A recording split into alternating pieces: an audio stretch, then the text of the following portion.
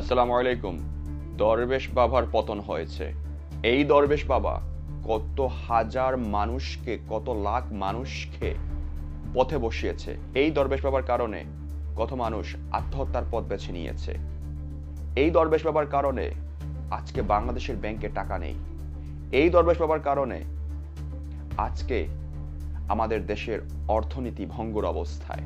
আর এই সব কিছুর জন্য দায়ী আওয়ামী লীগ। 1996 সালে যখন আওয়ামী লীগ সরকার ক্ষমতায় আসলো, তখনই শুরু হয় দরবেশ বাবার শেয়ার বাজার কেলেঙ্কারি।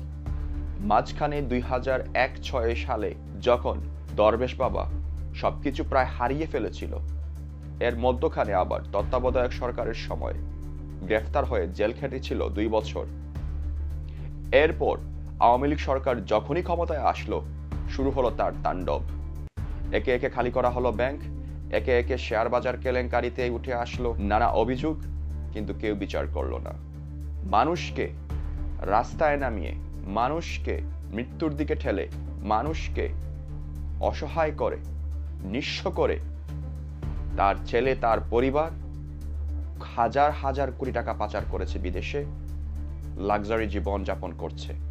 এই দরবেশ বাবা যখন আনিসুল হক সাবেক আইনমন্ত্রীর সাথে পালাচ্ছিল, তখন অনেকে খুশি হয়েছেন তার দড়ি দিয়ে হাত বাঁধা ছবি দেখে। অনেকে হয়তো বা খুশি হয়েছেন সে পালানোর ভয়ে দাড়ি কেটে ফেলেছে। কিন্তু এই দরবেশ বাবা কি লেভেলের একজন অপরাধী, যারা হারিয়েছে সবকিছু তারাই জানে। এই দরবেশ বাবার কারণে আজকে আমাদের ব্যাংকে কিছুই নেই। একদিকে এসালম গ্রুপ ইসলামী ব্যাংকের 50,000 কোটি টাকা নিয়ে চলে গেছে।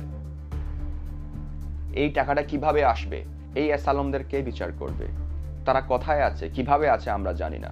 1996 সালের শেয়ার বাজার কেলেঙ্কারি যেখান থেকে শুরু করেছিল দরবেশ বাবা, তারপর মাঝখানের 2001 থেকে 2009 আওয়ামী লীগ সরকারের 16 বছরের দেশের ব্যাংকিং খাত ও শেয়ার বাজার তছনছ করে দিয়েছে সালমান এফ রহমান ও তার বেক্সিমকো গ্রুপ। প্রায় 40,000 কোটি টাকা বৈধ করার চেষ্টা করেছে, যে কারণে সে নিজে আইন চেঞ্জ করেছে, আইনের পরিবর্তন এনেছে শুধুমাত্র তার স্বার্থে। এরকম মানুষের ফাঁসিতে ঝুলিয়ে বিচার হওয়া উচিত। 2013 সালে এই সালমান এফ রহমানের নির্দেশে ব্যাংকিং খাতের ঋণ পুনর্গঠন ফর্মুলা তৈরি করা হয়। আর এই সুযোগে অপকর্মে লিপ্ত হয়, ব্যাংকিং লুটপাতে লিপ্ত হয় এসালমরা। বাংলাদেশের ঋণ খেলাপি ঋণ যেটা বলা হচ্ছে 1,86,000 কোটি টাকা, আসলে সেটা 1,86,000 কোটি টাকা নয়, এটা 4 লাখ কোটি টাকা বলে ব্যাংকাররা অভিযোগ করছেন। তারা বলছেন যেটা আসলে দেখানো হচ্ছে, বলা হচ্ছে আওয়ামী লীগ সরকারের সময়, এটা আদৌ সত্য নয়। এটা 4 লাখ কোটি টাকার উপরে। চিন্তা করতে পারেন কত হাজার কোটি টাকা এই সালমান এফ রহমান সে আমাদের কাছ থেকে নিয়ে গিয়েছে। সে কত হাজার কোটি টাকা আমাদের দেশ থেকে পাচার করেছে, যার কারণে বাংলাদেশের ব্যাংকিং খাত ধ্বংসস্তূপে পরিণত হয়েছে।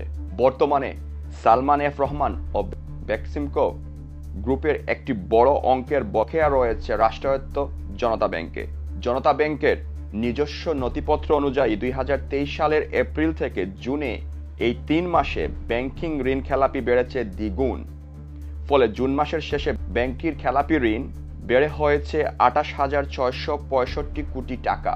চিন্তা করতে পারেন। মার্চ শেষে যা ছিল 16,950 কোটি টাকা, প্রায় তার ডাবল ব্যাংকটির ঋণ খেলাপি। গত জুন মাস শেষে জনতা ব্যাংকে বেক্সিমকো গ্রুপের ঋণ ছিল 23,228 কোটি টাকা ও এসালম গ্রুপের ঋণ ছিল 9,609 কোটি টাকা। এসব গ্রুপের বেনামি ঋণের পরিমাণ আরো বেশি বলে গুঞ্জন উঠেছে। কত টাকার মালিক এই দরবেশ বাবা? 2017 সালে চীন ভিত্তিক গবেষণা সংস্থার শীর্ষ ধনী ব্যক্তিদের তালিকায় প্রথমবারের মতো উঠে এসেছিলেন এই দরবেশ বাবা সালমান এফ রহমান। তখন তিনি 2017 সালের কথা বলছি, তখন তিনি $130 কোটি মালিক ছিলেন। প্রতি ডলার তখনকার হিসাবে 80 টাকা ধরলে ওই সম্পদের পরিমাণ ছিল 10,400 কোটি টাকা। তাহলে চিন্তা করেন এখন 2024 সাল চলে। এই 7 বছরে ডলারের দাম বেড়েছে। এই 7 বছরে যদি $80 করেও হিসেব করেন, তাহলে কম না কম হলেও আরো 50 থেকে 60 হাজার কোটি টাকার মালিক হয়েছেন তিনি। সালমান এফ রহমানের কাছে যত টাকা আছে, সেই টাকা দিয়ে পুরো বাংলাদেশের চিত্র পরিবর্তন করা যাবে। বাংলাদেশের যত বৈদেশিক ঋণ আছে, তার অনেকাংশেই মিটে যাবে। সালমান এফ রহমান কত হাজার কোটি টাকার মালিক আমরা জানি না। এখন সালমান এফ রহমানকে ধরা হয়েছে, আনিসুল হককে ধরা হয়েছে। জাস্ট কয়েক ঘন্টা আগের খবর হচ্ছে যে শামসুল হক টুকুকে ধরা হয়েছে, পলককে গ্রেফতার দেখানো হয়েছে। শুধু গ্রেফতার, রিমান্ড নিলে হবে না। আমরা চাই এইসব দুর্নীতিবাজরা যত হাজার হাজার কোটি টাকা পাচার করেছে এবং তাদের কাছে আছে, সেই টাকাগুলো নিয়ে আসা। যদিও সময় সাপেক্ষ, এটা আদৌ কি সম্ভব সেটা একটা বিষয়, তবে কোনো ছাড় নয়। এই দরবেশ বাবাকে যেন জেলের করিডোর থেকে না বের করে দেওয়া হয়। তাকে প্রত্যেকটা মামলায়, এই যে বাংলাদেশের জনগণের টাকা, মানুষের কষ্টার্জিত টাকা, শেয়ার বাজারের থেকে শুরু করে যত ধরনের অনিয়ম দুর্নীতি আছে, সবগুলোর বিচার করতে হবে। যদি এই বিচার না হয়, আওয়ামী লীগ সরকারের আমলে যত মন্ত্রী, এমপি থেকে শুরু করে ছাত্রলীগ, যুবলীগ নেতা, একেবারে পাড়া মহল্লা পর্যন্ত ছিচকে নেতা, পাতি নেতা থেকে সবাইকে আইনের আওতায় আনতে হবে। সবাইকে জবাবদিহিতা দিতে হবে। ধীরে ধীরে সবাইকে কাঠগড়ায় দাঁড় করে বাংলাদেশের টাকা বাংলাদেশে ফেরত আনতে হবে। যতটুকু পারা যায়, তাহলেই আমাদের স্বাধীনতা অর্জন হবে। কারণ আমাদের দেশ এখন অনেকটা ভঙ্গুর অবস্থায়। স্পেশালি আমাদের রিজার্ভ কমে গেছে, আমাদের বৈদেশিক ঋণের চাপ প্রচুর। আমাদের যত বৈদেশিক ঋণ আছে, সেটা এখন আমাদের সবার মাথার উপরে। তাই যত দ্রুত সম্ভব হয়, সেনাবাহিনীর কাছে যারা এখনো আছেন, তাদেরকে ধীরে ধীরে আইনের আওতায় এনে যত দ্রুত সম্ভব বিচারের সম্মুখীন করতে হবে। তখনই বলবো আমরা দ্বিতীয় স্বাধীনতা লাভ করেছি।